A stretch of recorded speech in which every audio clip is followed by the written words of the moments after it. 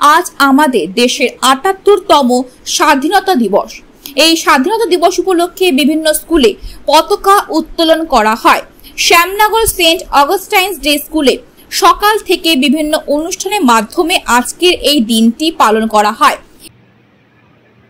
এত বছর কেটে গেছে দেখতে দেখতে, কিন্তু তবুও যদি সত্যি চিন্তা করি মনে হয় যে ভারতের জন্ম, ভারতের স্বাধীনতা, আমরা এখনো নবীন দেশ। আমরা ঐতিহাসিকভাবে, ঐতিহ্যভাবে অনেক দিকে আমাদের প্রাচীনতা রয়েছে, কিন্তু জিওগ্রাফিক্যালি কথা বলতে আমরা একটা নবীন দেশ।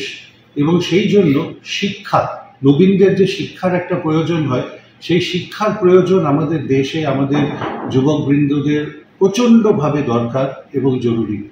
এই শিক্ষা কেবলমাত্র পুঁথিগত শিক্ষা যেন না হয়, এই শিক্ষা একে অপরকে ভালোবাসতে, সম্মান করতে এবং দেশের জন্য কিছু একটা করে ওঠার জন্য যেন এই শিক্ষা হয়।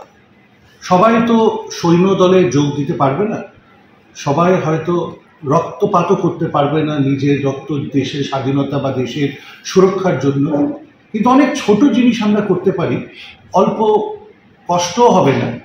যেমন ময়লা এদিক ওদিক না ফেলা, যেমন আমাদের দেশের যেটা সম্পত্তি, ট্রেন বলুন, বাস বলুন, এইগুলোতে এমনভাবে যাতায়াত না করা যেন সেই ট্রেন আর বাসের ক্ষতি হয়। আজকে আমি বাচ্চাদের বলছিলাম, অনেক সময় আমরা ভয়ে বেঁচে থাকি। কিসের ভয়?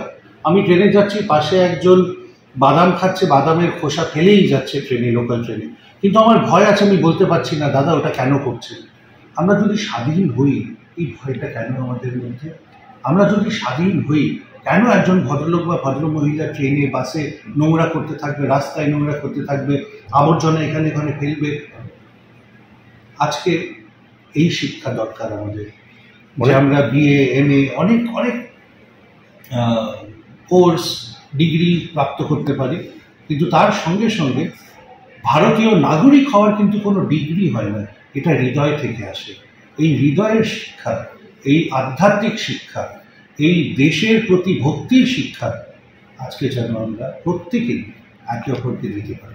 ছাত্রছাত্রী কি বার্তা দেবেন আজকে এই মহাদিনে? আজ আমি সত্যি খুশি যে আমাদের স্কুলে আমরা শুধুমাত্র বাচ্চাদের পরীক্ষায় সাফল্যতার জন্য তৈরি করি না, তাদের তৈরি করি নাগরিক হওয়ার জন্য, এবং সেটাই সবচেয়ে বড় জিনিস।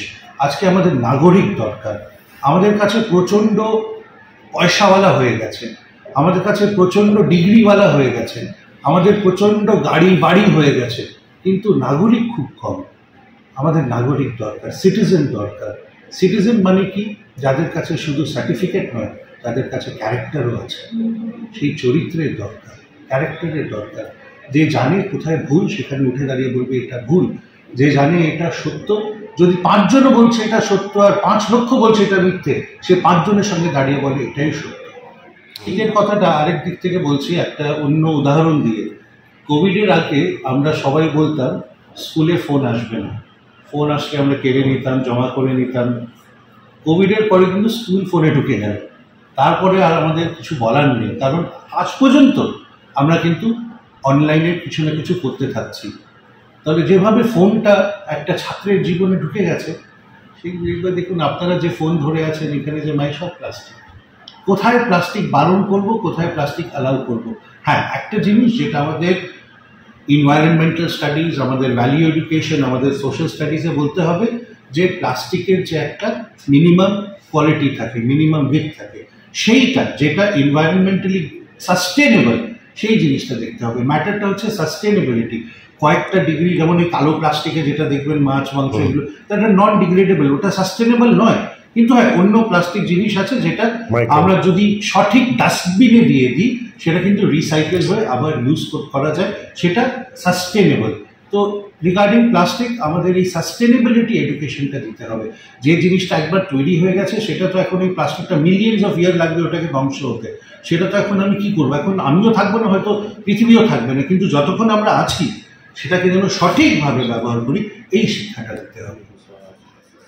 দেখুন, ইন্ডিপেন্ডেন্স ডে একটা দিন যেখানে আমরা সেলিব্রেট করি টু অনার দ্য পাস্ট গত মানে পাস্টে যারা কি করে গেছেন ফ্রিডম ফাইটার্সরা, টু সেলিব্রেট দ্য প্রেজেন্ট আর to prepare the future for the generations to come, সেটাই আমরা দেখাতে চাই। আমরা সেই ভ্যালিউসগুলো আমাদের স্টুডেন্টসদের মধ্যে ইনকালকেট করতে চাই, যে ওরা যাতে responsible citizens of the country হয়ে উঠতে পারে, যেগুলো আমরা আমাদের মধ্যে শেখাতে পারি ওদেরকে, যেরকম রেজিলিয়েন্স, লয়্যালটি, একটা ফেলোম্যানশিপ, এগুলো থাকলে যেগুলো ওরা ফিউচারে একটা কান্ট্রি থেকেও কন্ট্রিবিউট করতে পারবে, যেটা আমাদের স্কুলের ভিশনে আছে, to make global citizens. So if we can make them responsible citizens of the country, আমার মনে হয় ওরা নিজেদেরকে গ্লোবালি এস্টাবলিশ করতে পারবে।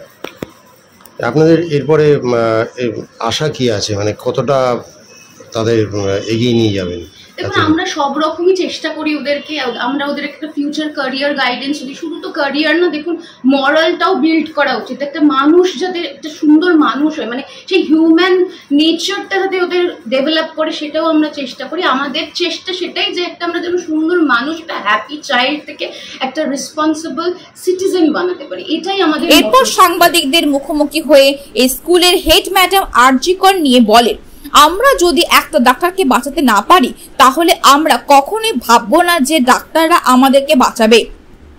এছাড়াও তিনি বলেন, আমরা আমাদের নিজের জায়গায় কাজ করি, কিন্তু সব থেকে দুঃখজনক ব্যাপার, নিজের জায়গায় কাছে মানুষের কাছে এইরকম ভাবে অত্যাচার হতে পারে, তাহলে আমাদের এখনো নিরাপত্তা নেই কেন?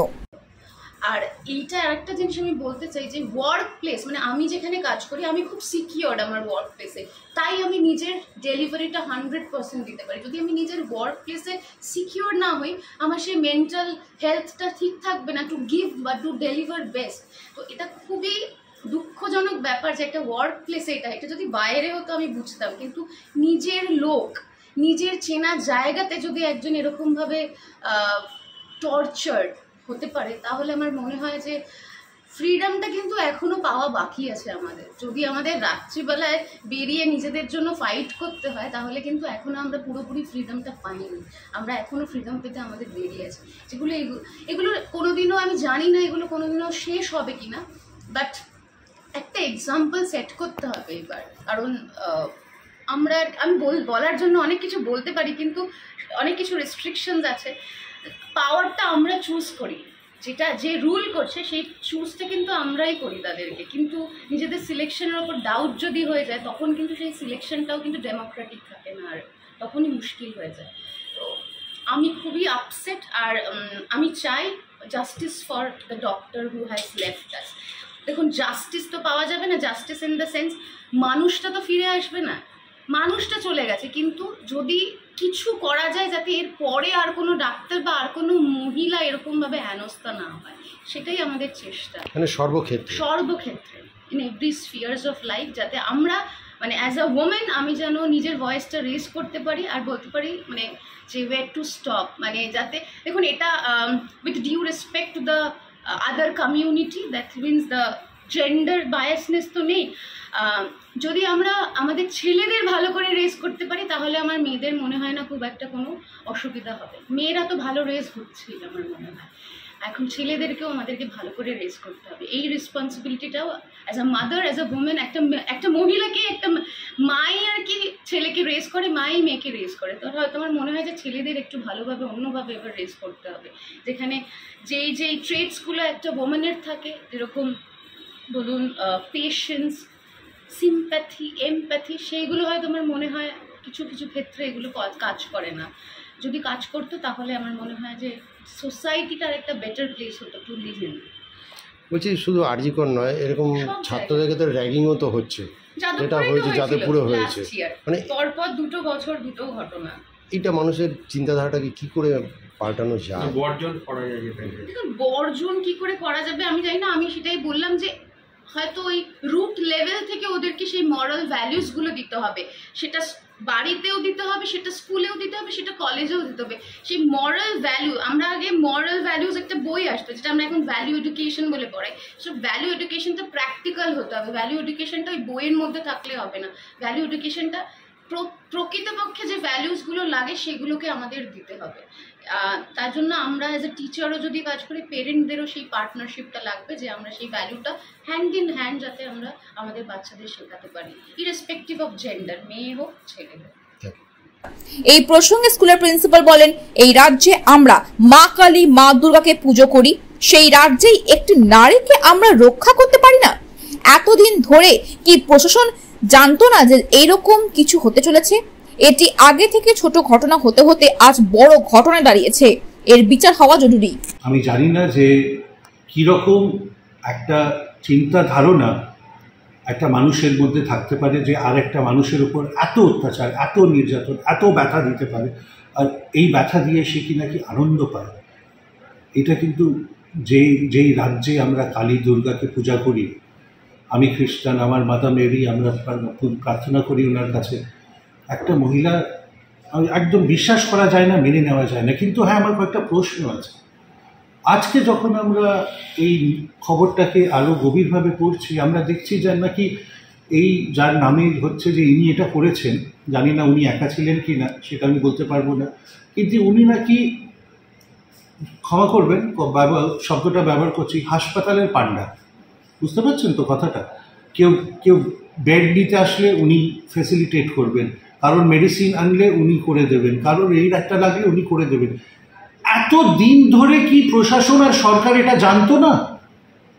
একদিনে কেউ চোর হয় না, একদিনে কেউ রেপিস্ট হয় না। তার ছোট ছোট ক্রাইম, ছোট ছোট ভুল, সেটা সহ্য করে করে তাকে সহ্যও শুধু না, তাকে মানে প্রশ্রয় দিয়ে এটাকে বড় করা হয়েছে। আজকে একটা রেপিস্ট আর একটা খুনি কখন তৈরি হয়? যখন একটা ছোট্ট চোর, ছোট্ট আসামি সে প্রশ্রয় পায়। সে প্রশ্রয় পেয়ে সে একটা ছোট্ট হয়তো জীবাণু থেকে একটা দানব হয়ে যায়। এই হাসপাতালে এত দিন যদি লোকেরা জানতো, অফিসাররা জানতো, প্রশাসন জানতো, সরকার জানতো যে এই রকম একটা ঘটনা চলছে, ওনাকে সহ্য করা হয়েছিল কেন? ওনাকে তো সুযোগ দেওয়া হয়েছে এই কিছু করার জন্য। যদি আগেই এই রকম, আর কোনো সরকারি হাসপাতালে যেখানে এই রকম লোক নেই, কোনো আরটিও নেই যেখানে এরকম লোক নেই, কোনো কর্পোরেশন বা মিউনিসিপ্যালিটি নেই যেখানে এরকম লোক নেই, কোনো অফিস নেই যেখানে, সরকারি অফিস নেই, ডিএম অফিস বলুন, যেখানে বাইরে এই রকম পান্ডারা ঘুরে বেড়াচ্ছে না। যতদিন আমরা এদেরকে সহ্য করব, ততদিন এক থেকে এক এরা বাড়তে থাকবে। আর একদিন যখন সব সীমা পার হয়ে যাবে, বাঁধ ভেঙে যাবে, তখন আমরা বলবো হায় হায় হায় হায়, এ কি হলো। কিন্তু তার আগে আমরা আমাদের শিকড় পরিষ্কার করতে পারি না।